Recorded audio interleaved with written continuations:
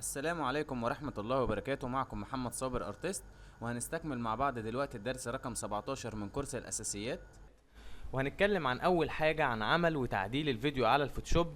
طبعا كنا قلنا ان الفوتوشوب برنامج مهمته انه يعدل على الصور، بس الحقيقة ان الفوتوشوب ممكن نستخدمه في حاجات تانية غير التعديل على الصور، زي التعديل على الفيديو. ومعظم المصممين مش بتستخدم الفيديو جوه الفوتوشوب في وجود برنامج زي مثلا الافتر افكت او غيره من البرامج التعديل على الفيديو. بس زي ما احنا اتعودنا مش هنسيب اي حاجة في اساسيات برنامج الفوتوشوب الا لما نشرحها في كورس الاساسيات. وهنبدأ نتكلم عن اول حاجة ازاي نعمل ملف فيديو. هنروح قائمة فايل ونختار نيو، ونيجي هنا عند البريسيت ونختار الفيلم فيديو. من هنا طبعا بتحدد السايز. في هنا مديك الفوتوشوب مقاسات تقدر تستخدم منها اي مقاس، وهنا ممكن تختار انت بنفسك المقاس اللي انت عايزه. ولو عايزين ندخل فيديو داخل الفايل بتاعنا بنروح لقائمة لاير وبنختار فيديو لايرز، وبنيجي هنا نيو فيديو لاير فروم فايل وبنختار الفيديو. هنلاقي ان الفيديو نزل في الفايل اللي احنا اسسناه. تمام. طبعا لو جيت دوست كنترول او او اخترت اوبن وفتحت الفيديو هيفتحهولك في فايل لوحده، مفيش اي مشاكل، ممكن تشتغل عليه. تمام. نيجي نرجع هنلاقي عندنا هنا ظهرت التايم لاين بمجرد ان احنا دخلنا الفيديو. تمام. او ممكن توصل لها من ويندو وتختار تايم لاين، هتلاقي التايم لاين ظهرت عندك. من هنا بقدر اتحكم في مساحة التايم لاين. تمام.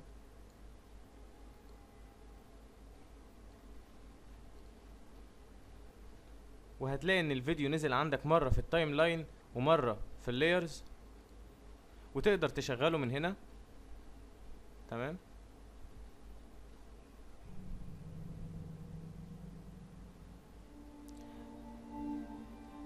طبعا المؤشر ده بتشوف بيه اي جزء في الفيديو، يعني تقدر تجري كده المؤشر فتشوف اي جزء موجود عندك في الفيديو. تمام. كمان ليه ميزة تانية، ودي اول حاجة نقدر نعملها في الفيديو، ان احنا نقدر نقص الجزء ده. لو جيت هنا عند علامة المقص دي ودوست كده هتلاقي ان الفيديو اتقسم من الجزء اللي انت كنت واقف عليه، وهتلاقي عندك هنا بقى 2 لاير. تمام. اللاير الاول واللاير التاني. طيب ارجع. لو جيت طبعا انا اقدر اقص الفيديو بطريقة تانية، ان انا لو جيت كده عند المؤشر، او مش شرط اكون عند المؤشر، بس المؤشر ده بيعرفني العلامة اللي انا ممكن ما بعدش عنها، وباجي اسحب كده من عند الفيديو لحد اما اروح هنا. تمام. اختار الجزء كده، هتلاقي الجزء الاولاني ما بقاش ليه وجود خالص. طبعا تقدر ترجعه تاني لو انت سحبت كده، هترجع تاني وتشوف الفيديو كامل. تمام. وعندنا من هنا نقدر نسمع الفيديو، تلاقي الفيديو ليه صوت، ونقدر نعمل له ميوت. هتلاقي ان الصوت بتاع الفيديو ما بقاش موجود. كمان اقدر اتحكم في الصوت بتاع الفيديو، وهنشوف دلوقتي ازاي. لو جينا ندوسنا هنا كليك يمين او رحنا هنا عند السهم كده وضغطنا كليك شمال، هلاقي في حاجتين ظهروا. اول حاجة الدوريشن، ودي مدة الفيديو. اقدر اقلل مدة الفيديو من هنا. طبعا هي نفس الطريقة، اكني بشد الفيديو كده. تمام. تاني حاجة عندنا السبيد، اقدر اسرع الفيديو واقدر اقلل السرعة بتاعته. تمام. عندنا اول حاجة الفوليوم، ودي اقدر اتحكم في درجة الصوت، ممكن اعلي الصوت او اوطيه. عندي بعد كده الفيد ان والفيد اوت، دي ممكن اخلي الصوت في الاخر بيوطى. تمام. من هنا كده بعمل فيد ان وازود الفيد اوت. عندي بعد كده ممكن اعمل ميوت للاوديو من هنا. طب احنا هنعمل ميوت عشان نعرف لو عايزين نضيف MP3 على الفيديو اللي عندنا. طيب ازاي بقى نضيف صوت على الفيديو ده بعد ما احنا عملنا له ميوت؟ ممكن نيجي هنا وندوس اد اوديو ونختار MP3. ونيجي نشغل. تمام. وهتلاحظ هنا ان الصوت نزل في اوديو تراك. طيب انت تقدر تضيف اوديو تراك تاني وتضيف صوت تاني يشتغل مع الصوت ده من هنا نيو اوديو تراك، هتلاقيه ضاف لك مكان تاني. تقدر تعمل اد وتختار صوت تاني وتضيف الاتنين مع بعض. طيب ارجع، ولو جيت تبص هنا هتلاقي ان ما ينفعش اعمل ديليت للتراك نفسه الاساسي، بس انا لو عندي اوديو تراك تاني اقدر اعمل له ديليت من هنا، ديليت تراك. وكمان اقدر امسح الاوديو كليب اللي موجود عندي، بدوس هنا ديليت اوديو كليب زي بالظبط اكني دوست ديليت. ارجع وادوس ديليت. تمام. واقدر اعمل له ريبليس، استبدله باوديو تاني. لو بصيت عندك تحت في التايم لاين هتلاقي عندك الزوم ان والزوم اوت للتايم لاين. انا اقدر اشوف التايم لاين بتاعي باي زوم. طيب انا اقدر اقلله كده واشوفه صغير، واخلي الاوديو على مقاس الفيديو. تمام. واجي اعمل زوم. لو جيت استخدمت الفيد ان والفيد اوت عشان نجربها، وجينا عملنا فيد اوت كده وجينا نسمع الصوت،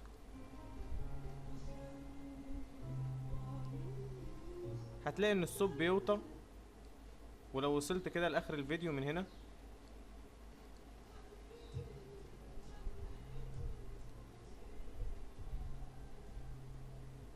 هتلاقي الصوت بيوطى في الاخر خالص. تمام. وهي دي فكرة الفيد ان والفيد اوت.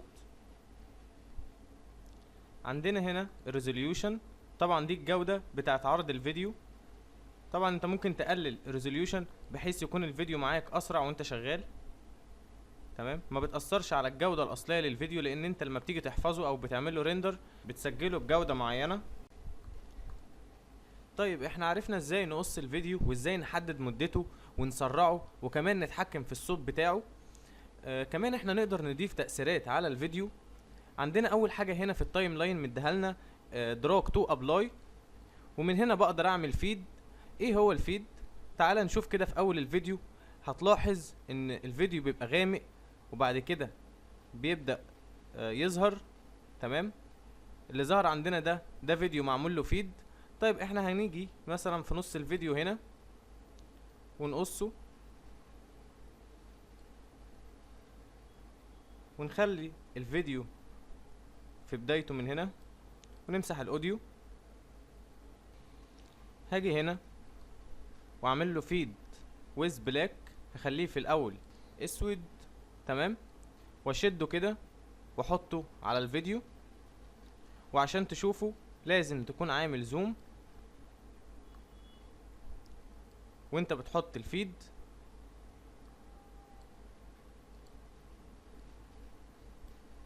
هو ده الفيد.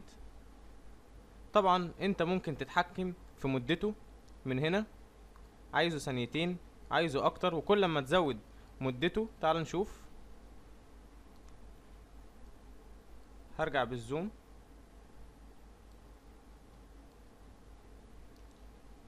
هتلاقيه بيبقى بلاك في الاول، بعد كده الصورة بتفتح ونهايته هنا. طبعا لو زودت او قللت مدته من هنا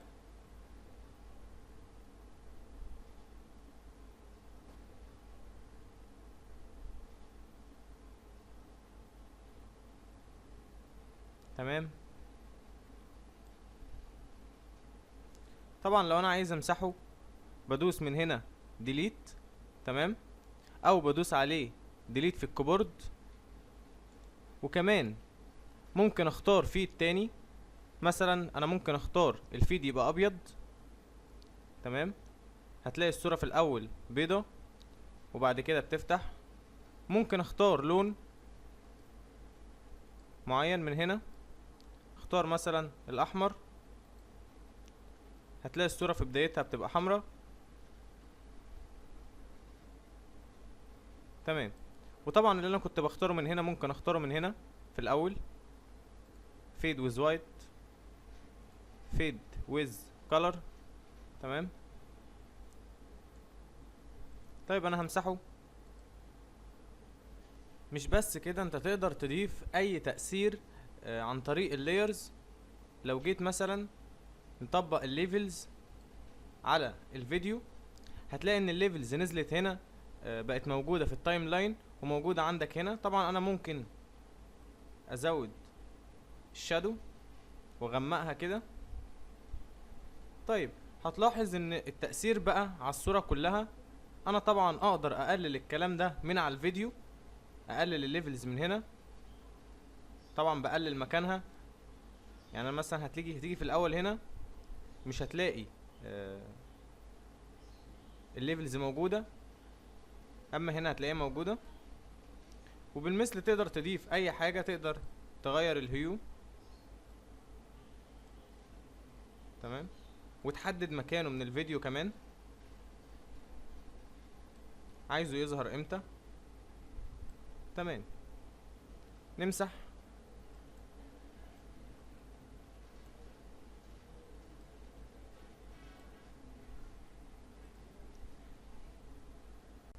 كمان تقدر تضيف تكست لاير عندك في الفيديو.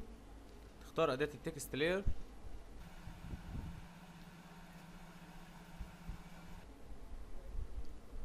ونكتب محمد.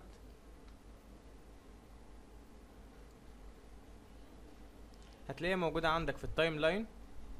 طبعا انت بتحدد موضوعها فين او عايزها تظهر امتى في الفيديو. تمام.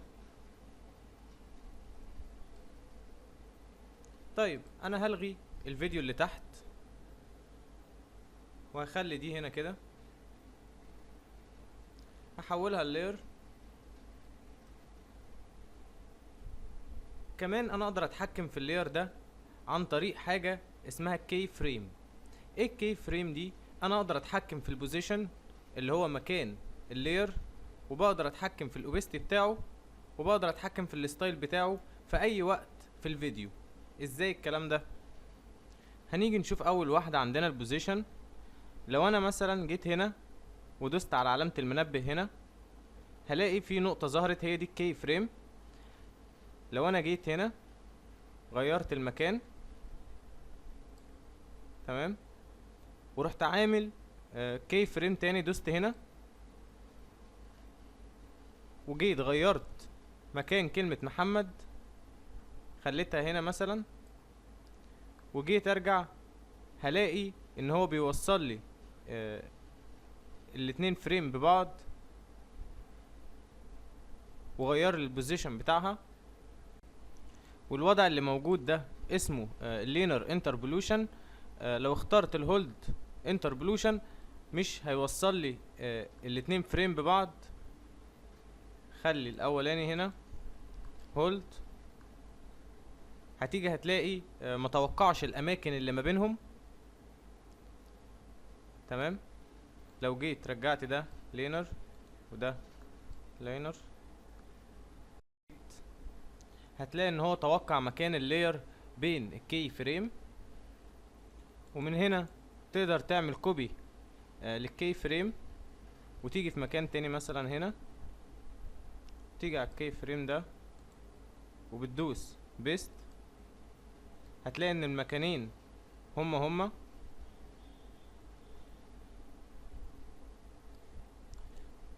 وتقدر تعمل له ديليت من هنا.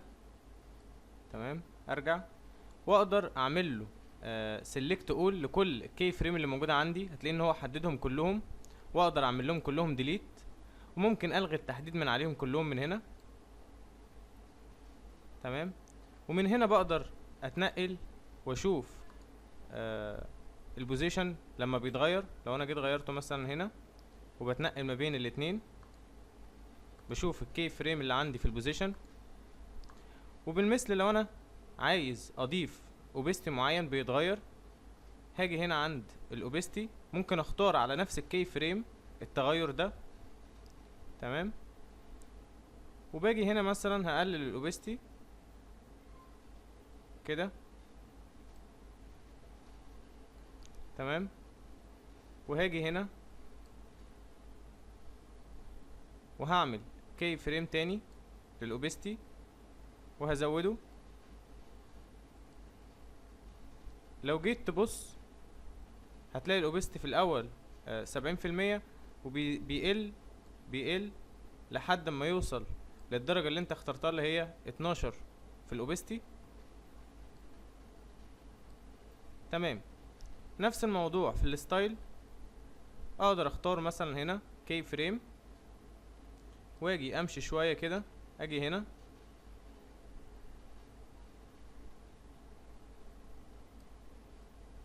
خلينا هنا ونعمل ستايل معين يتغير.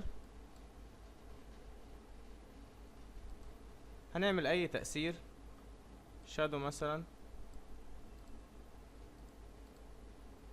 جريدينت، اختار لون تاني. لو جيت ترجع هتلاقي ان هنا ما كانش فيه ستايل، وهيمشي لحد ما يروح للستايل اللي انت عملته، وهي دي الستايل. تمام. هنيجي نمسح اللاير ده عشان نشرح حاجة اسمها البلانك فيديو لاير. لو جيت عملت لاير جديد وحطيت فيه كده الشعار، هتلاحظ ان طول الفيديو او طول مدة الفيديو اللي موجودة عندك هتلاقي ان الشعار ما بيتغيرش خالص. تمام. اما لو جيت ضفت هنا من قائمة لاير فيديو لايرز نيو بلانك فيديو لاير، ده بيضيف لك فيديو فاضي. تمام. ايه الفرق ما بينه ما بين اللاير العادي؟ ان انا اقدر اضيف في اي فريم موجود فيه اي حاجة انا عايزها، وبتضاف مرة واحدة وبتختفي في الجزء اللي بعده. يعني مثلا انا هاجي هنا، ده اول فريم، انا هلغي اللاير اللي تحت، هاجي هنا على البلانك فيديو وهدوس كده وامشي، هلاقي ان اللاير اللي انا ضفته اختفى، او البرش اللي انا ضفتها اختفت. وجيت هنا مثلا بعدها وحطيت الشعار هنا، هتلاحظ ان كل فريم اقدر اغير فيه اي حاجة انا عايزها. ومن قائمة لاير فيديو لايرز insert blank frame اقدر اضيف فريم فاضي. هتلاقي ان هو ضاف الفريم الفاضي وزاح الفريم التاني، لان بقى فيه هنا فريم فاضي تاني موجود. تمام. ارجع كمان اقدر اعمل دوبليكيت للفريم من هنا، هتلاقي ان بقى موجود دوبليكيت للفريم.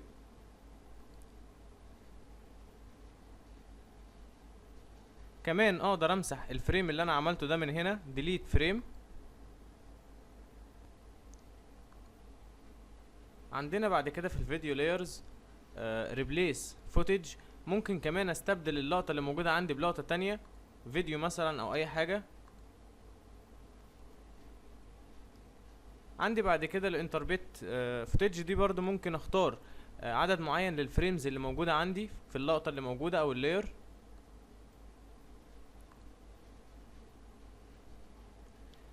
طبعا هايد اولتد فيديو دي موجودة عندي هنا، ممكن اجيبها من هنا اسهل. طبعا دي بشوف التغيرات اللي انا عملتها. تمام.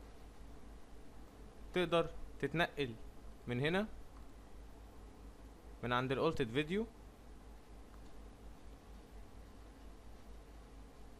عندنا بعد كده الريستور فريم، ممكن ارجع الفريم للاعدادات اللي كانت قبل كده والغي اللي موجود هنا ده.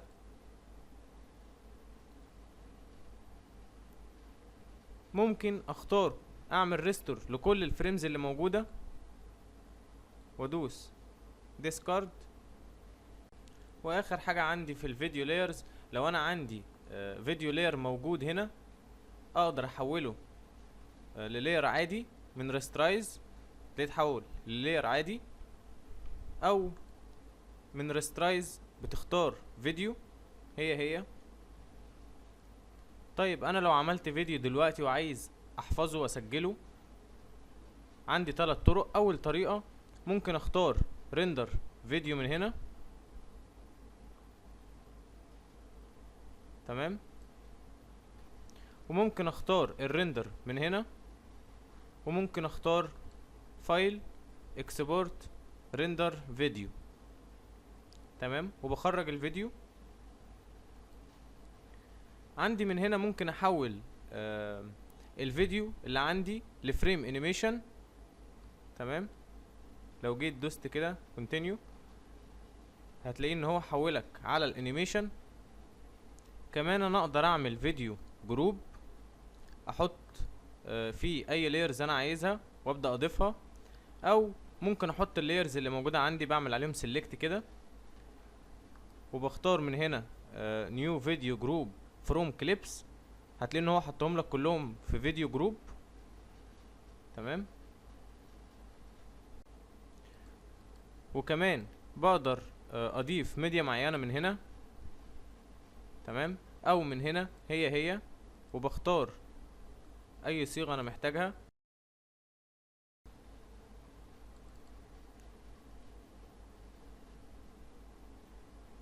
هتلاقي الفيديو نزل جنبه، طبعا على حسب ما بتدوس على علامه البلس وبتضيف، تمام. نرجع، وبكده نكون خلصنا الفيديو داخل الفوتوشوب، وهنقفل عشان نكمل شرح باقي قائمة لاير. نكمل مع بعض قائمة لاير. عندنا ريسترايز، طبعا كنا شرحناها قبل كده. عندنا نيو لاير بيزد سلايز، انا هنا بعمل لاير جديد وموجود عليه السلايز الخاص بالويب. طبعا كنترول جي اللي هي جروب لايرز، لو عملت كنترول جي، او ممكن اعمل سيلكت اول على اللايرز كلها واعمل كنترول جي واحطهم كلهم في جروب. ممكن اعمل ان جروب من هنا، او من شيفت كنترول جي ارجع شيفت كنترول جي هيعمل ان جروب. عندي بعد كده هيد لايرز، بخفي اللايرات، او ممكن اظهرها من هنا واخفيها من هنا، تمام. عندي بعد كده الارينج، ده الترتيب، ممكن اغير الترتيب بتاع اللايرز، بس طبعا اسهل ان انا اغيره من هنا.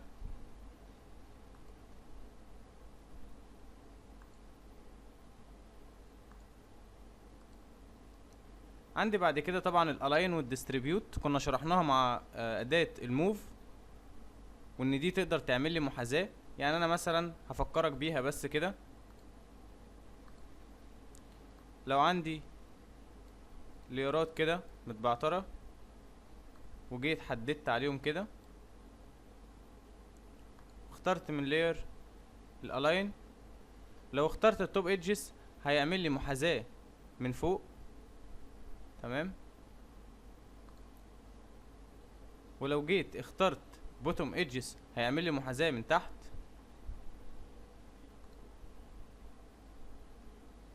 طبعا والفيرتيكال سنتر من الوسط. كنا شرحنا الديستريبيوت اللي هي المساواة. عندنا بعد كده اللوك لايرز، انا اقدر اقفل اللايرز اللي موجودة عندي، واختار كمان انا عايز اقفل ايه فيهم، او ممكن احدد على لاير واحد واقفل فيه حاجة معينة، سواء الترانسبيرنسي اللي هي الشفافية، ولو اخترتها ما اقدرش اغير اي حاجة في الاجزاء الشفافة من اللاير، بعمل لوك ترانسبيرنسي. ولو عايز ان انا محركش اللاير ده من مكانه بفعل بوزيشن. وطبعا لو انا مش عايز اضيف عليه اي تأثير او فرشة او اي شيء بدوس هنا على الايمج، تمام. ولو انا عايز اعمل كل دول واعمل عليهم لوك بدوس هنا اوكي.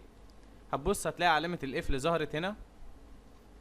هرجع كمان انا اقدر اعمل اللوك من طريقة تانية من هنا، دي الترانسبيرنسي لو انا قفلت الشفافية. ارجع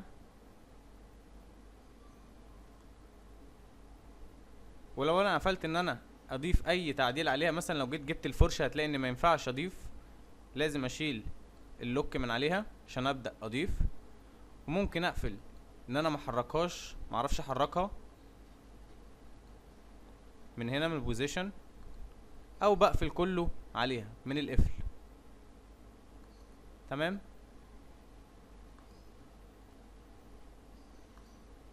عندي حاجة هنا تحت اسمها اللينك لاير. دي انا ممكن اربط 2 لاير ببعض. يعني مثلا لو جيت ربطت ال2 لاير دول كده هلاقي ان اللينك ظهرت هنا، بدوس هنا لينك لاير. تمام، بلاقيهم ان هما اتربطوا ببعض. لو جيت حاولت احرك اللاير ده هلاقي ان الاتنين بيتحركوا مع بعض، ولو جيت حاولت اكبر او اصغر هلاقيهم مع بعض، مع اني محدد على لاير واحد بس. طالما انا عامل لهم لينك، اي حاجة بغيرها بيرتبطوا ببعض فيها. ارجع، ممكن اوصلها بطريقة تانية. بدوس من هنا من قائمة لاير لينك لايرز، وبختار كده بيعمل لي لينك. ولو جيت كده برضو وحددت على لاير واحد وعايز اعمل تحديد على كل اللايرات اللي معمول لها لينكد، بختار هنا سيلكت لينكد لايرز، بيعمل لي تحديد على كل اللايرات المرتبطة ببعض.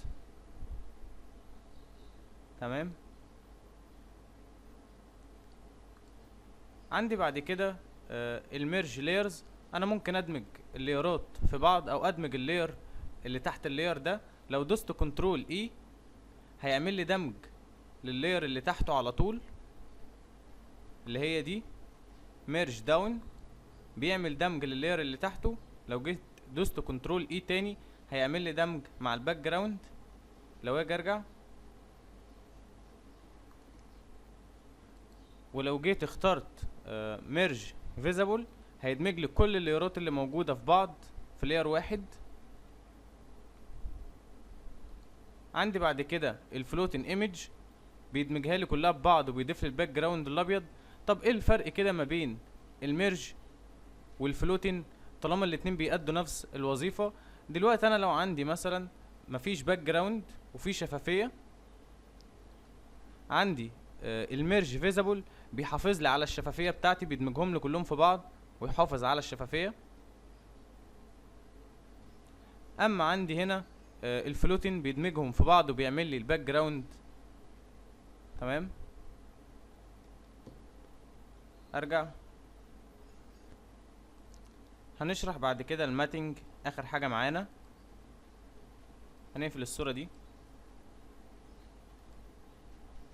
لو انا مثلا قصيت صوره،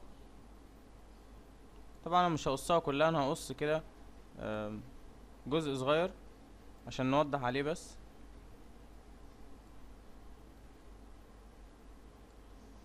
طبعا انا قاصد ابعد شويه عن الحواف، وهاخد الجزء ده كده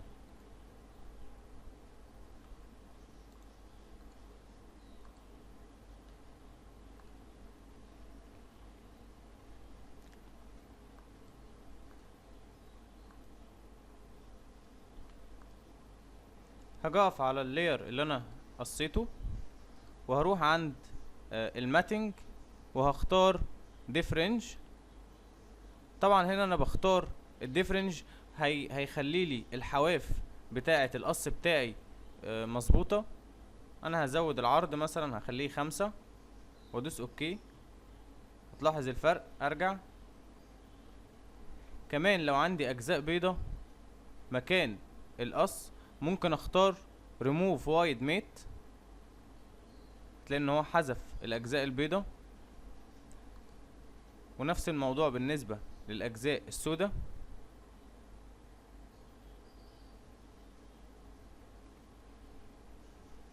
تمام.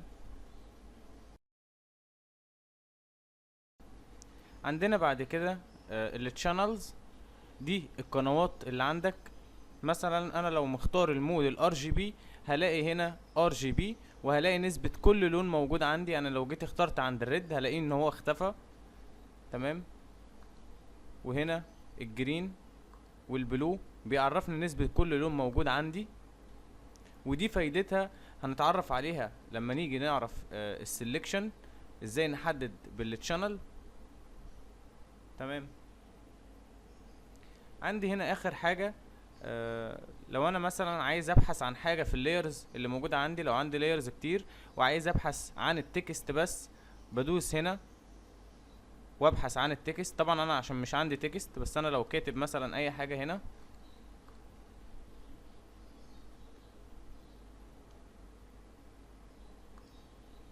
وجيت عايز ابحث عن التكست، هتلاقيه جاب لي التكست بس. لو انا ببحث عن اي حاجة عليها سمارت اوبجكت، وهنا لو انا ببحث على اي حاجة معمل لها ادجستمنت، بس انا عشان مش عندي طبعا. هنا لو انا عايز ابحث عن اللايرز بس. وقبل ما نختم الدرس بتاعنا عايزين نتكلم عن حاجة مهمة جدا، وهي السويتشز. والسويتشز هي عبارة عن باليتة بتقدر تحفظ لك الالوان.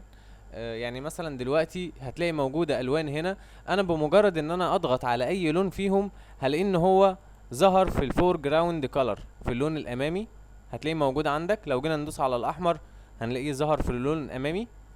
طيب احنا كمان نقدر نضيف الوان على السويتشز. بندوس هنا على كريت نيو سويتش، بتلاقي ان هو ضاف لك اللون الامامي داخل السويتش. وطبعا الالوان اللي موجوده واللي انت بتختارها بتقدر بعد كده تعمل لها سيف عن طريق ان انت بتدوس سيف سويتشز، وبعد كده بترجع تعمل لها لود سويتشز. تمام.